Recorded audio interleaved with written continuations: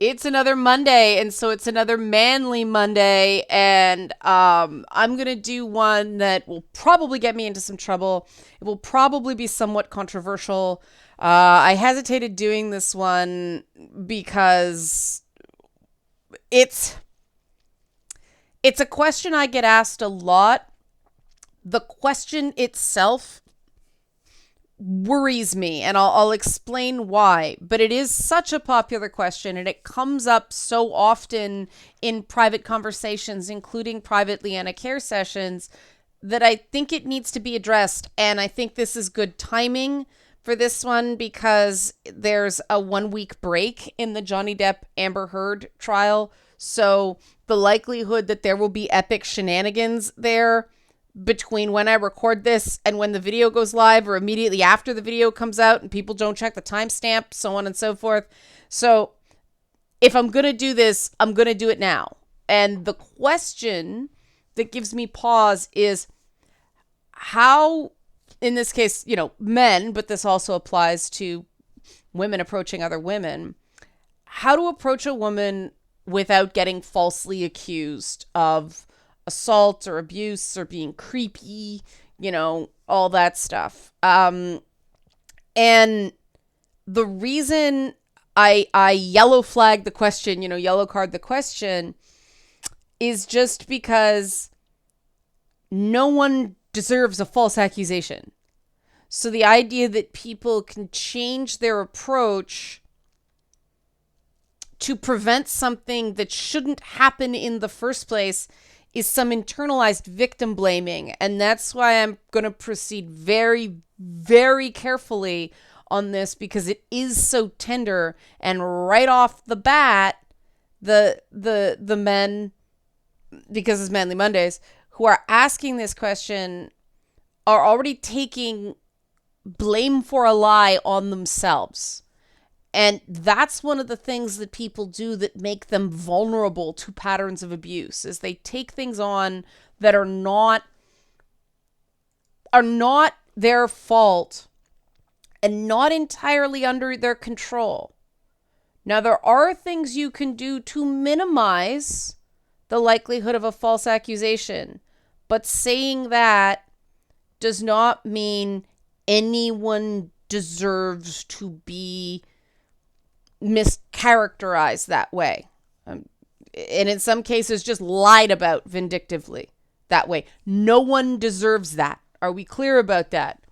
I hope so, because that's really important to me for people who are recovering, who have survived these sorts of false accusations. I want it to be very, very clear that nothing say in this video suggests that what happened to you was your fault.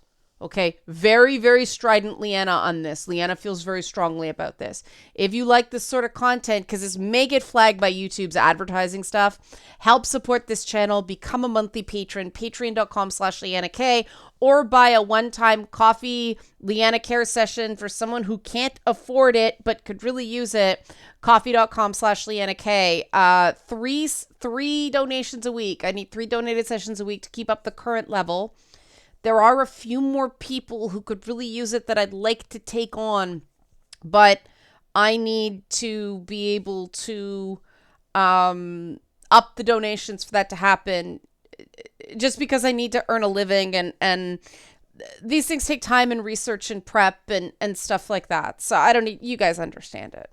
So without further ado, how to approach women without getting falsely accused, or minimize the likelihood of getting falsely accused, with the understanding that a false accusation is never your fault. There's 2 prongs, and I actually spent time on the internet reading manosphere and pickup artist advice about, how not to get labeled creepy, how to approach women, this, that, and the next thing.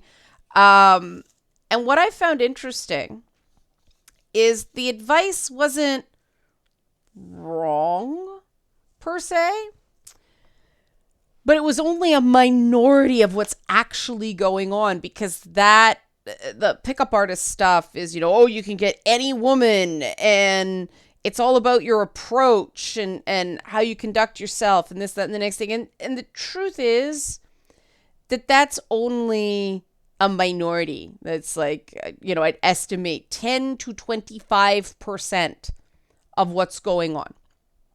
Your own behavior is a minority.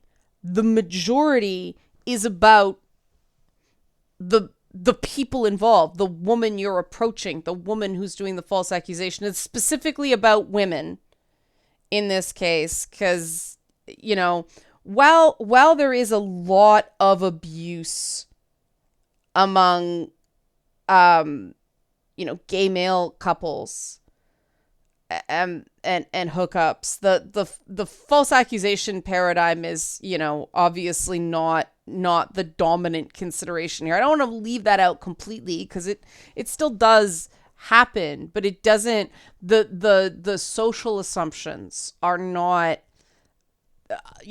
we all know they're not the same when it's a man saying he's been taken advantage of. But yeah, how you behave does matter, but who you're approaching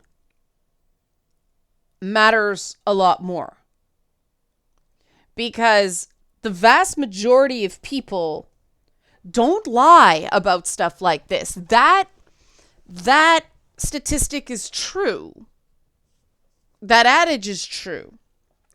The people who do abuse other people via either it directly or through, damaged reputation, false accusations, these people do it significantly more than once. The average abuser does it 7 times before they get caught, and there are consequences. And so that's very important to keep in mind, because it's not so much a question of an individual's behavior and more learning how to spot the signs and steering clear of the people who are more likely to engage in this sort of abuse. And then, there's still things you can do to minimize your risk, but who you're dealing with is the single most important factor. Okay, but let's deal with the behavior, the personal behavior stuff first, because it's easier. All right. Part of this issue is that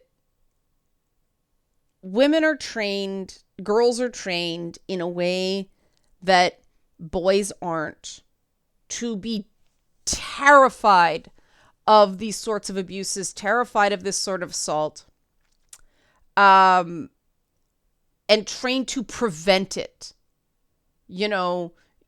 Boys are not trained in the art of preventing these sorts of things. And I'm trying to avoid the word, because YouTube advertising does not allow us to talk about this freely without getting flagged. It sucks, because this is important. And this matters because it creates this guilt, but it also creates this discomfort that is central to the issue here, that women are really on guard. And I know this because I do this. You're constantly assessing whether or not you are about to hit a threshold that you are going to be alone with someone or in a compromised situation with someone that you can't get out of. And people tend to err on the side of caution regarding that, precisely because it is like an event horizon. You want to prevent getting to the point where you're not safe. And that's where this whole creepy thing comes in, right? Oh, it was creepy. You guys know I don't like the word creepy. It's one of those words that I think that if you take it out of your vocabulary, you become a much more precise speaker and you actually think about what you mean. So any ladies watching this, You know, if you're going to see that guy is creepy, try to find out why and be more precise. Does he not seem to understand no? Does he not respect boundaries? Does he seem so intent on, we'll say, female companionship that you don't think do you think there's a potential lack of self-control here? And that's really what it's about. That seeming sort of benevolently confident, seeming in control of yourself, seeming like you actually are interested in the whole person that you are approaching instead of just what kinky sex you can get out of them. More on that in a bit. The media does a lousy job of showing how affirmative and ongoing consent can be fun and sexy. You don't tend to see many examples of affirmative and ongoing consent in movies and television shows. You usually see that their eyes lock, there's a spark, and two people just start making out, and they end up in bed together, and that's a great way to get into trouble in this regard. That's a great way to have somebody regret something later on and claim they were taken advantage of, especially if alcohol is involved. Alcohol is involved in so very many unfair, abusive circumstances in this regard. So if you're really worried about false accusations, do not pursue a woman who is drunk or high. It just, we keep having this discussion. We keep pointing out that drunk people can't really consent. People who are super high can't really consent. And yet, drunk hookups keep happening. And again, this is not victim blaming. The specific question is how to approach women without getting falsely accused, right? This isn't, is it fair if I've been falsely accused? No, it's not fair. It's not fair when it's a false accusation, again. But yeah, if you really are concerned about this, if she's drunk, help her get home. You know, and even some, I could be falsely accused, helping her get home. The problem is there is a much longer how-to guide regarding this sort of conduct. I cannot get into this in a half-hour video. There are things, there are ways of doing this. There, like I said, there are ways that make affirmative, ongoing consent sexy and fun. But this is not the time for that. I'd have to do like an 8-part series on that, and it could not be on YouTube because YouTube is so sex negative. This is a big problem with it. You can show a bunch of stuff in fiction that you can't talk about. I got demonetized for talking about the old Sue Johansson radio show. It's insane. It's Puritan American nonsense. But, okay. Like I said, that's a minority of it anyway. That's a minority of the issue. The majority of it, at least 75% of the whole thing, is who you are involving yourself with. And again, this is not saying you deserved it. It's just, I had a very eye-opening Twitter thing a while back where a guy said that men seek the approval of women who disapprove of them. And I was like, at first I was like, that just sounds nuts. What? You know, someone like me who's constantly getting told I'm not nice, you know, I'm not nice enough. I should learn to talk nicer. I'm like, nobody gives a shit whether I disapprove of them. Nobody get like, this is crazy. But then I'm like, you know what? Maybe it's the gentleman doth protest too much methinks thing. And so I asked. And it was amazing how many guys said, yeah, they do have a compulsion regarding earning the attention and approval of women who look down on them. And this is where being abused in the past makes you more likely to be a victim of abuse going forward. Because I think that's like, what? Okay. I take it as, I take, there's evidence right in front of me. Enough guys said, yeah, I do that for me to take that as real. If you are actively pushing for the approval of someone who looks down on you, you're putting yourself in the danger zone. Find somebody who likes you for you, not somebody you have to convince that way. It shouldn't be a hard sell. No hard sells here, okay? The other thing that always, and this is a bit of my personal background here. I have an aversion when I see people doing this because I was young and stupid once, and so I get the allure, but it was enough to never again. A particular type, I call it the Harley Quinn thing. Like, crazy, sexy women are just this kryptonite. Harley Quinn, Jinx from Arcane, stuff like that. They give off this sexy, we'll do this really adventurous stuff in bed vibe. And so people miss all the warning signs. It's a combination of just not thinking with the big brain and a person's own pattern of abuse.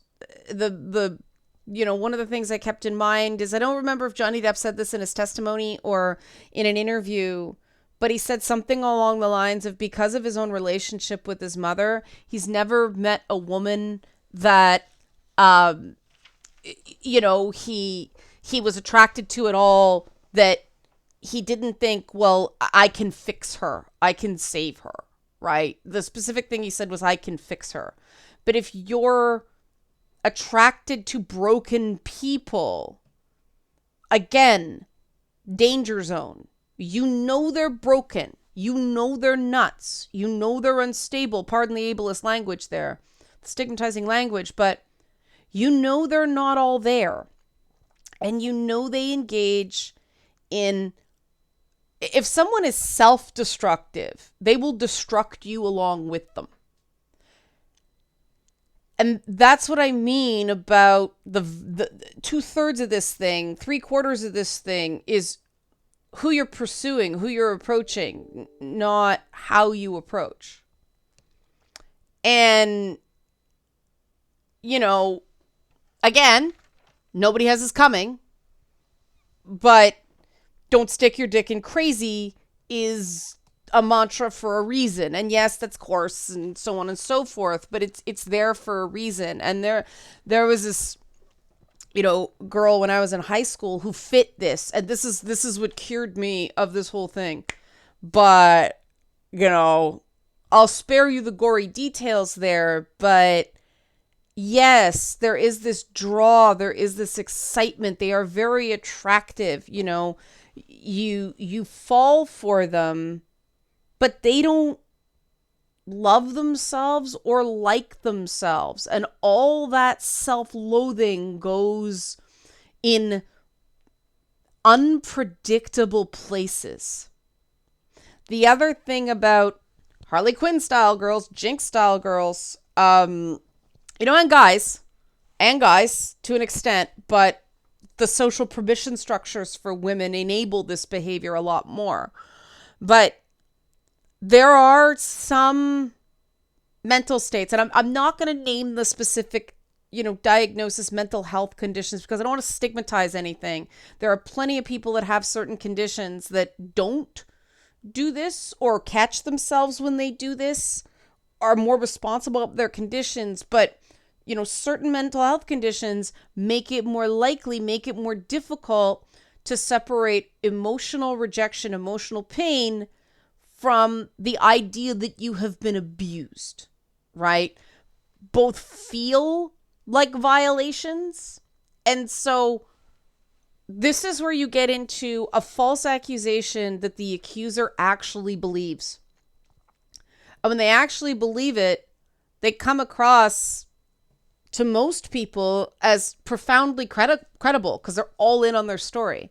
You have to pay a lot more attention to catch the signs that things didn't actually go down that way. And a lot of people will just miss it. And instead of rattling off certain mental health conditions, I'm going to go on an individual basis because that's what I do here. If you're getting to know the person first, this is where, Leanna Care's It's Not Therapy mantra, listen twice before you talk once. If you're listening to her refer to other guys as creepy, there's all these people who have taken advantage of this person. Oh, woe is me. Everything's been awful. They've been this victim of this pattern of abuse by all these different guys, if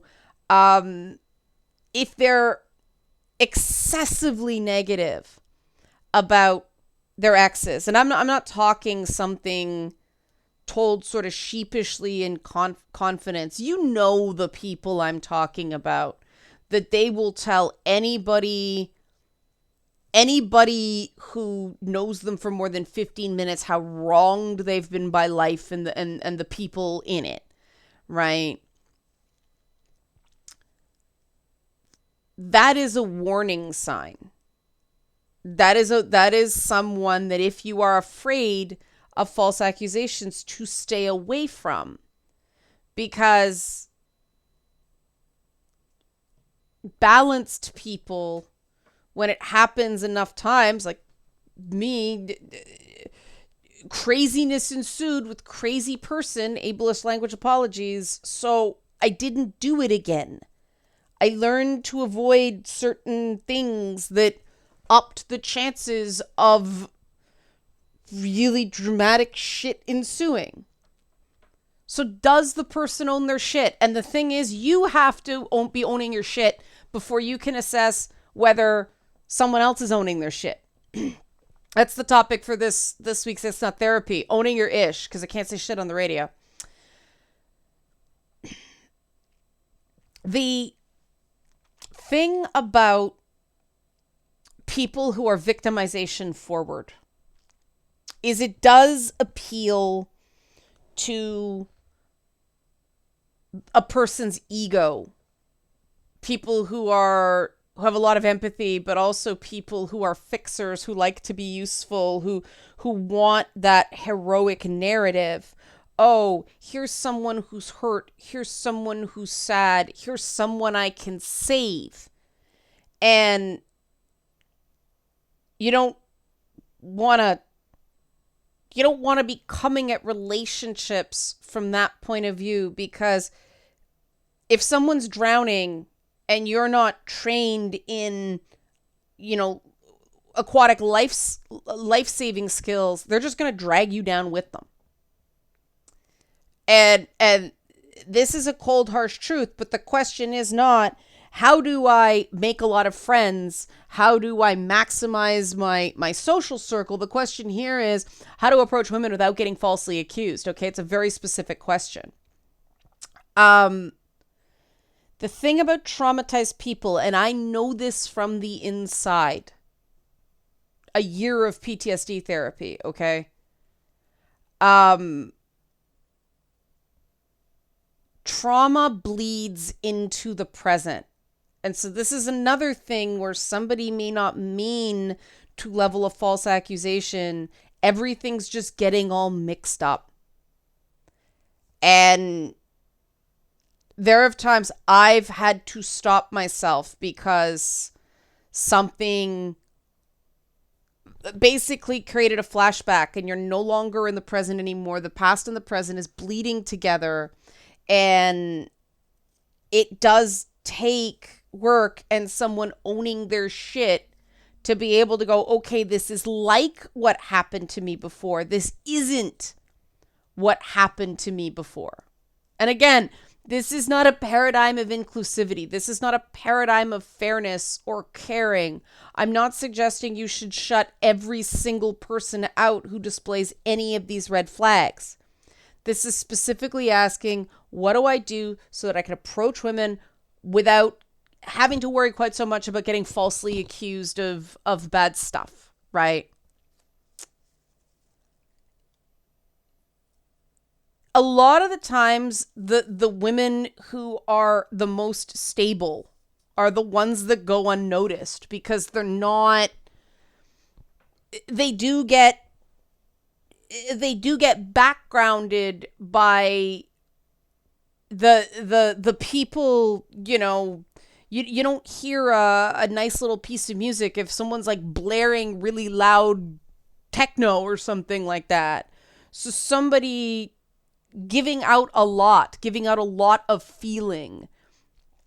Just the way empathy works, people are going to notice that person. People are going to be more drawn to that person. Guys who are fixers are going to see that first and give attention to that first, because fixers, their sense of self can be lacking and they feel like they have to prove usefulness to be valid as a person and for anyone to want to be around them. And that is a big vulnerability here, because the closer you get to a person who is not in the present and dealing with profound trauma or profound mental health things, the more likely the mess is going to get on you. Again, not something I'd say as a mental health advocate, not something I'd say in terms of kindness to people with mental illness. It is this specific question: how to approach women without getting falsely accused. So, you know, look for the women who seem to have their shit together. Get to know people, and how to get to know people is, maybe I'll do this on Wellness Wednesday because it's a follow-up. But, you know, these women are not going to stand out. And I know so many, you know, I talk to so many great women who are single because they just, for whatever reason, guys don't notice them, and they're really great women and they're really dynamic and they're really sweet and they have their shit together, but they don't immediately stand out in that way because they're not trying to. They're just, you know, they're just going about their own thing. They don't want to hurt anybody. They're not mean and the bad kind of crazy. And so they don't get noticed as much. And again, that's not victim blaming. That's just, I talk to a lot of men. I talk to a lot of women. And this is true of women who get involved with women as well. Like, this is true in lesbian and bisexual circles as well. I talked about my own experiences. You know, I learned my lesson, and that's part of the reason that, you know, I can speak to this, because I've had my share of false accusations by proxy of a guy gets falsely accused. I know it didn't go down that way, so I defend the guy, and then I get accused of, you know, being an apologist or protecting an abuser. It's just, you know, and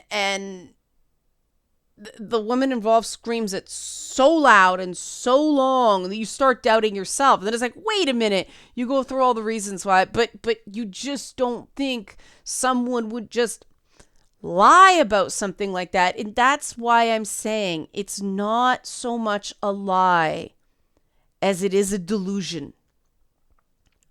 And so, you know, avoiding that alcohol thing, getting to know someone before, you know, you make your approach. And, you know, we're not talking months and months and months, just enough to feel like you have a sense of the person. You know, do they have it together or not? Because there are signs within a few conversations you can kind of go, is this chick good crazy or is this chick not good crazy? You know, like, I'm nuts, but I own my shit. And it really is less about what you actively do and more about paying attention and ignoring warning signs. That's what it comes down to. And again, the vast majority of women out there do not do this. And I know so many guys who are legit terrified of getting falsely accused, and women who are legit terrified of being taken advantage of, but also like, why, why do guys always go for the most batshit insane, messed up, hot mess of my friends? And it's just because that's the woman that's the most visible in any given room and sends out the most signals that she wants that sort of attention. Just because somebody wants that sort of attention does not necessarily mean they know what to do with it. And that does not mean that every woman who's, dresses to look nice and dresses to be seen is no, the opposite. You get enough experience with people, you know who's got their stuff together and who's owning it and who is blaming everyone else for everything that happens to them. And that's why I don't want to come across as blaming the people who have false accusations leveled against them. Because again, no one ever does something to deserve a false accusation. And I'm sure there will be more to talk about this on Feedback Friday. So I'm going to wrap now. Really looking forward to your ongoing questions. Please do not lose your shit. Do not falsely accuse me of things. That defeats the purpose of this whole exercise. Ask questions. Listen. Make sure you're picking up on everything. And then comment. All right. Help support this channel. Become a monthly patron. Patreon.com/Leanna K. Or buy a one-time Leanna Cares session for someone who can use it but can't afford it. Coffee.com/Leanna K. Thanks for watching. Manly Mondays.